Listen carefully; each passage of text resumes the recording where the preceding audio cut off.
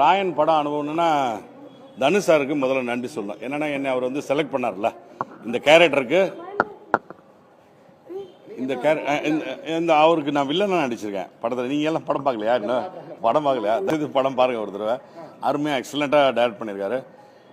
அவர் direction சொல்கிறான் என்னென்னா, அவர் டைரக்டரோட பையன். எனக்கு வந்து அவரோட டைரக்ஷனில், அவங்க அப்பா டைரக்ஷனில் தாய் மனசுன்னு ஒரு படம் நடித்தேன். அதுக்கப்புறம் தனுஷ் சார் படத்தில், ராயன் படத்தில் நான் வில்லனாக நடிச்சிருக்கேன். அந்த படத்தில் நான் அவங்க அப்பா படத்தில் ஹீரோ, இந்த படத்தில் வில்லன். இது மாதிரி வர வாய்ப்பு வந்து யாருக்குமே கிடைக்காது. அது மாதிரி எனக்கு ஒரு அந்த வாய்ப்பு இருக்குது. அதுக்கப்புறம் நைஸ் ஜென்டில்மேன். தனுஷ் வந்து ஒரு அழகான நல்ல ஹீரோ. அதே சமயத்தில் ஒரு இயக்குனராக சொல்லணும்னா பேய், ரொம்ப பேய் மாதிரி வேலை செய்ய. அப்படி அது வந்து சினிமா எல்லாமே தெரியும் அவருக்கு.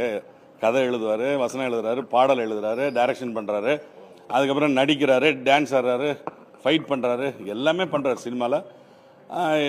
இங்கிலீஷ் படம் நடிக்கிறாரு, ஹிந்தி படம் நடிக்கிறாரு, பெரிய ஸ்டார் ஆகிட்டார் 50 படத்தில். இந்த 50வது படத்தில் நான் இருக்கிறதே எனக்கு பெருமையாக இருக்குது. எனக்கு ஒரு இவ்வளோ பெரிய கேரக்டர் கொடுத்ததும் எனக்கு வந்து அவருக்கு நான் இந்த நேரத்தில் தேங்க் பண்ணிக்கிறேன். அதுக்கப்புறம் படம் ஹிட்டு, பிளாக் பஸ்டர். அது வந்து 100 கோடி ரூபா பட்ஜெட் தொடர ஹீரோவில் ஒருத்தர் ஆகிட்டார் அவர். அதனால் நடிகர் தனுஷ் வந்து ஃப்ரெண்ட்லியாக பேசலாம். டைரக்டர் தனுஷ்கிட்ட வந்து ஃப்ரெண்ட்லியாக பேச முடியாது. அவர் வந்து ஒரு, அதான் சொல்லிட்டேன், பேயின்னு சொன்னேன்.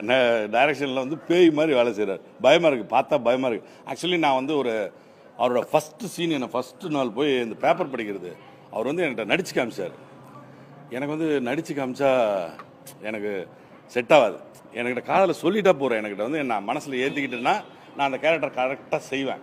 அதுவே போதுமானது. அவர் வந்து டப்புன்னு எடுத்தோடனே வந்தோடனே பேப்பர் படித்து என்ன மாதிரி வந்து உட்காந்து அவ்வளோ பேருக்கு முன்னாடி, நம்ம செல்வராகன் சார் இருக்கார், இவன் எஸ்ஜே சூர்யா இருக்கார், எல்லா ஆர்டிஸ்ட் இருக்காங்க, வீடு நிறைய ஃபைட்டர்ஸு, என்னை சுற்றி நிறைய ஃபைட்டர்ஸு.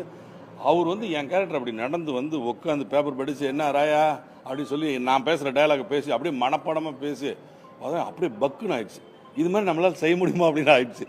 அதை போய் செய்கிறேன், என்னால் செய்ய முடியல. அதனுடைய தாக்கம் அவர் பண்ணது வந்து எனக்கு பயம் வந்துச்சு.